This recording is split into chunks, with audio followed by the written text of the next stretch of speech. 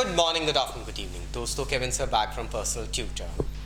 Standard 9th history playlist आप लोग मेरे साथ देख रहे हैं. चैप्टर है socialism in Europe and the Russian revolution. Topic है मेकिंग अ सोशलिस्ट सोसाइटी. इस टॉपिक के प्रीवियस टॉपिक्स आपको हमारी प्लेलिस्ट में ज़रूर मिलेंगे, तो please go ahead and check out the previous topics to understand this one in a better way. हम जानते हैं रशिया में रशियन रेवोल्यूशन के बाद में, फेब्रुअरी रेवोल्यूशन एंड ऑल जो भी हुआ उसके बाद में एक अलग सोसाइटी जो कि एरिस्टोक्रेटिक सोसाइटी से हट के सोशलिस्ट लोगों की सोसाइटी बन रही थी. The same is the topic, making a social society. ये कैसे हुआ? एक बार रशिया ने डेमोक्रेसी, मतलब एक तरीके से अगर हम बोले तो फ्रीडम, ज़ारिस्ट लीजन से फ्रीडम अचीव कर लिया था. वहाँ पे अब एक सोशलिस्ट सोसाइटी बनाने की ज़रूरत थी. हुआ ये था कि सिविल वॉर के टाइम पे, जब सिविल वॉर चल रहा था among the Bolsheviks and non Bolsheviks, Bolsheviks ने जो इंडस्ट्रीज और बैंक्स इस्टेब्लिश करे थे उसको नेशनलाइज करा था. ये आप जानते हैं द 3 थीसिस जो लेनिन के थे, ये उसके ऊपर टिका हुआ था. इसमें हुआ ये था कि पेजेंट्स को कहा गया था कि आप उस लैंड के ऊपर काम कर सकते हैं जो लैंड सोशलाइज्ड हो चुकी है. और दूसरी बात ये भी थी कि बोल्शेविक्स यूजुअली जो कॉन्फिस्केटेड लैंड थी, जो लैंड वापस लैंड ओनर्स से ले ली गई थी, उस लैंड को यूज कर रहे थे कल्टीवेशन के कारण. ये दिखाने के लिए, मेजरली ये भी दिखाना था कि कलेक्टिव वर्क किस तरीके से किया जा सकता है. So there were basic reasons for which the Bolsheviks went ahead and did this thing, because they wanted to set up an example in front of the people कि देखो इस तरीके से भी देश को आगे ले जाया जा सकता है. अब एक सेंट्रलाइज्ड प्लानिंग सिस्टम रशिया में इंट्रोड्यूस किया गया था. ऑफिशियल्स असेस करते थे कि इकोनॉमी को किस तरीके से ग्रो कराया जा सकता है. एंड इन लोगों ने ये करा, एक प्लान बनाया जो कि हमारे इंडिया में भी काफ़ी हद तक चलता है, 5 years प्लान. प्लानिंग कमीशन जो है यहाँ पे, वहाँ पे अगर हम देखें तो एक सेंट्रलाइज प्लानिंग कमीशन था जो कि ऑफिशियल्स जिसके डिसाइड करते थे. और बेस्ट आउटकम ये निकला कि अगर हम लोग 5 years प्लानिंग करेंगे, so probably Russia would be able to go ahead and gain better. इसी बेसिस पे they started making 5 year plans. अब ये पंचवर्षीय योजनाएं जो होती है, गवर्नमेंट ने ये कर दिया था कि सारे प्राइसेस फिक्स कर दिए जिससे कि इंडस्ट्रियल ग्रोथ बढ़े. अब ये जो फर्स्ट 2 5 year प्लान्स बने थे, फर्स्ट 2 इनिशियल 5 year प्लान्स बने थे, that is in the year 1927 and 32. ये 1927 से 32 तक फर्स्ट 5 year प्लान बना था, और इसके बाद में 1933 से 38 तक सेकंड 5 year प्लान बना था. लेकिन इन दोनों 5 year प्लान्स में गवर्नमेंट ने प्राइसिंग फिक्स कर दी थी कि इन 10 सालों में प्राइसिंग में कोई चेंज नहीं आएगा, जिससे कि एक इकोनॉमिक पैरिटी मिले. हर साल अगर प्राइस अप एंड डाउन हो रहे हैं तो जाहिर बात है इंडस्ट्रियल डेवलपमेंट, इंडस्ट्री सेटअप में सबसे ज़्यादा तकलीफ आती है. कभी प्राइस हाई हो गए तो इंडस्ट्री के प्राइस बढ़ेंगे, वेजेस बढ़ाने पड़ेंगे, इधर महंगाई बढ़ जाएगी.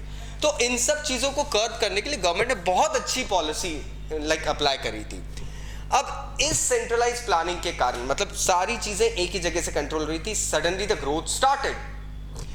इंडस्ट्रियल प्रोडक्शन बढ़ गया. इनफैक्ट 1929 और 33 के बीच में इंडस्ट्रियल ग्रोथ जो थी वो 100% बढ़ गई. मतलब 100 गुना, 100% मतलब ऑलमोस्ट ट्वाइस, 2 गुना हो गई थी.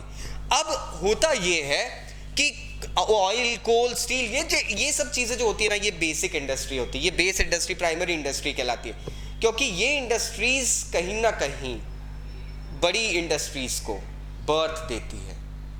तो ये चीज़ें बढ़ गई थी. अब हुआ क्या, जब इंडस्ट्रियलाइजेशन बढ़ने लगा ना, तो न्यू इंडस्ट्रियल सिटीज फॉर्म होने लगी.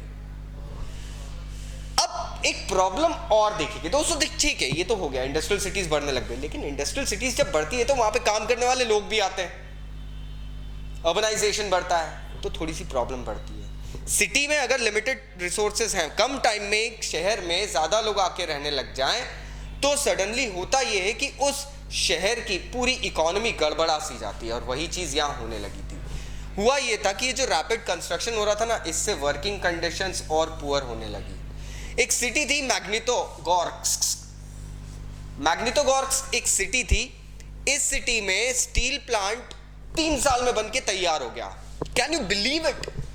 रशिया में मतलब इकोनॉमी ऐसी बूस्ट हो रही थी, people were ready to work out और प्राइस कंट्रोलिंग थी। 3 साल के अंदर एक स्टील प्लांट बन के तैयार हो गया था। अब एक स्टील प्लांट जब बनता है तो उसमें हजारों वर्कर्स होते हैं दोस्तों। प्रॉब्लम ये हुई थी कि वर्कर्स जब आए थे तो जो वर्कर्स रह रहे थे जिन सिचुएशंस में, जिन कंडीशंस में, बहुत सारी अप्स एंड डाउन्स थी। और जैसा कि हमें पता है रशियन पॉपुलेशन एक रेवोल्यूशन के बाद जन्म लेके एक तरीके से रिवाइटलाइज होके नेशन प्लानिंग में आई थी। तो उनको पता था कि उनके अंदर ताकत है अपनी बात मनवाने की। यही चीज़ यहाँ हुआ। रिजल्ट ये था, इन पुअर कंडीशंस के कारण पहले ही साल में 550 स्ट्राइक्स अगर देखें तो रशिया में दिख गई थी पहले साल में। Can you just believe it? Living quarters में ठंड के दिनों में -40 डिग्री टेम्परेचर चले जाता था। Can you just believe it? -40 degree Celsius. दोस्तों यहाँ पे 20 डिग्री सेल्सियस पे, सेंट्रल इंडिया की बात कर रहा हूँ, 20 डिग्री सेल्सियस में ठंड लगने लगती है। Today like I am wearing a T and all, but you have usually scene me in a jacket. ठीक है, एंड बहुत सारे दोस्तों के कमेंट्स भी आए about that green jacket of mind, although do I have, but still 20 degree में हम लोग इंडिया में ठंड के कारण कांपने लगते हैं। -40 डिग्री में वो वर्कर्स रह रहे थे। और दूसरी बात है कि ऐसी कंडीशंस थी कि अगर कोई 4th फ्लोर पे रह रहा है किसी क्वार्टर के अंदर, दोस्तों उस 4th फ्लोर से लेके उसको ग्राउंड फ्लोर के बाद में आके रोड पे कहीं पे साइड में जाके टॉयलेटरी भी ढूंढना पड़ती थी। जो वहां पर ड्रेनेज सिस्टम, सीवरेज सिस्टम था वो लिमिटेड था। तो आप समझ सकते हो किन डैम सिचुएशंस में लोग रह रहे थे। और हुआ एक, ठीक है, एक एक्सटेंडेड स्कूलिंग सिस्टम डेवलप करा था गवर्नमेंट ने। गवर्नमेंट ये देख रही थी कि ग्रोथ कैसे अचीव करना है।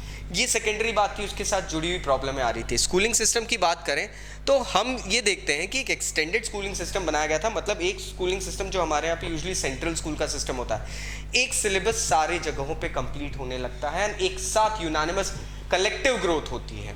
वही चीज़ यहाँ पे हुई। फैक्ट्री वर्कर और पेजेंट्स के लिए बहुत सारे प्रोविजंस रखे गए थे ताकि वो लोग यूनिवर्सिटीज़ में एडमिशन्स ले पाएँ।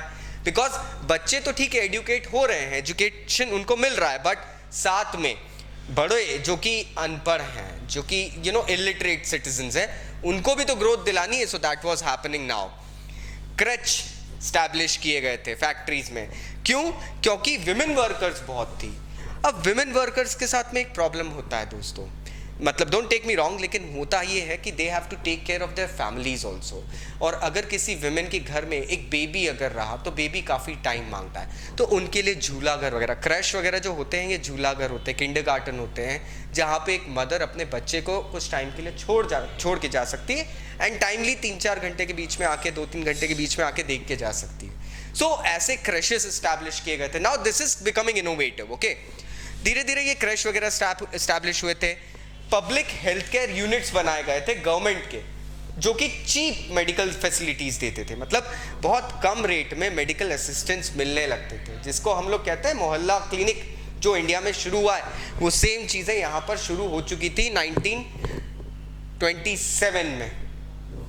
ये सारी चीज़ें शुरू हुई थी। फिर धीरे धीरे इन प्रॉब्लम्स को झेलने के लिए अगर हम देखें तो मॉडल क्वार्टर्स सेटअप करे गए थे वर्कर्स के लिए। और इससे हुआ ये था कि ठीक है, गवर्नमेंट के रिसोर्सेज लिमिटेड थे, लेकिन फिर भी हाँ ठीक है, कहीं ना कहीं अनइवननेस आया था, कुछ ना कुछ अप्स एंड डाउन्स चल रहे थे। Because at the end of the day Russia was growing दोस्तों। तो सिंस रशिया वॉज ग्रोइंग तो हमको एक चीज़ समझ में आती है कि रशिया जिस तरीके से ग्रो कर रहा था, बहुत सारी चीज़ें सेटअप की गई थी। If you can look at figure 15, तो यहाँ पे दिख रहा है आपको एक चिल्ड्रन स्कूल दिख रहा है सोवियत रशिया में 1930s का, किस तरीके से स्कूल सेटअप किए गए थे। अब ये फर्स्ट 5 ईयर प्लान की जो प्रॉब्लम बताई मैंने आपको कि सडनली बहुत सारे वर्कर्स आ गए थे यहाँ पे। As you can see child labours भी शुरू हो गए थे। बच्चे, क्योंकि ज़्यादातर बच्चे अपने घरों से निकल के अर्निंग मेंबर बन के काम करने लग गए थे फैक्ट्रीज वगैरह में, इनके लिए स्कूल्स और यूनिवर्सिटीज़ में एडमिशन्स के लिए कुछ प्रोविजनल टाइप्स और वेज ढूंढे गए थे ताकि इन बच्चों को भी और दूसरे वर्कर्स को भी मौका मिले स्टडीज़ करने का। साथ ही साथ अगर हम देखें नीचे तो जो कंडीशन सुधारी गई थी, फिगर 17 बताता है कि फैक्ट्रीज में किस तरीके से डाइनिंग हॉल मेंटेन किए गए थे दोस्तों। Can't we just remember our school mess with this picture over here? So things were starting to get elaborated slowly. Yes, जब कुछ नया इनिशिएटिव लिया जाता है तो पहले right and wrongs, ups and downs आते हैं, लेकिन रशिया में इस चीज़ को कर्ब करने के लिए भी मेजर्स उठाए जाने लगे. That means the economy was actually boosting. They just had to maintain the conditions of the people who were really working hard to boost the economy. So I guess now the topic is clear. फिर भी अगर कोई doubts है तो नीचे comment box से comment जरूर करना.